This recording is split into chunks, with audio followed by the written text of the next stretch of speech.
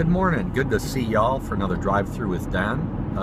Reason I wanted to chat with you, I was reminded the other day when I was in high school for my junior and senior year, I lived with my grandparents, and in the course of living with them, I learned a heck of a lot.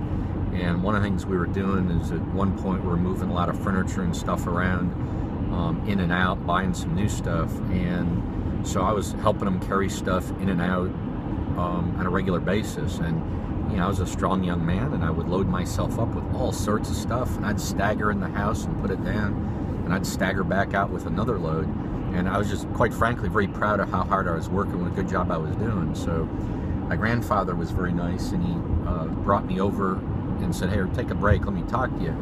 He said, "Do you know what you're doing?" And I thought I was going to get some compliment like working hard.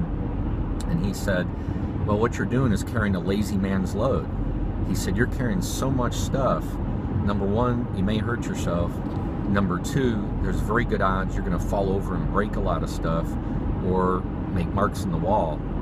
He said, "If you'll carry about a 20% less load, you might have to make an extra trip or two, but it's going to be a lot enjoyable, a lot more fun, a lot easier, and a lot more effective."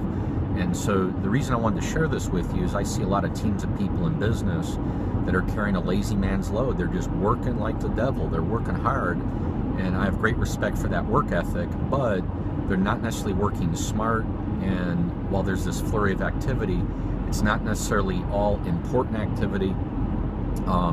It's also some of it may not necessarily need to be done. There also may be a better way of doing it, where if they would slow down and think through it, they might be more effective. So this is probably one of the bigger topics I see with teams, is kind of the aftermath from some of the crisis financially that we've had as a country in the last few years or so. So if you're struggling with your team with this, would like some help, would love to talk to you about it, please feel free to call either Candace or myself.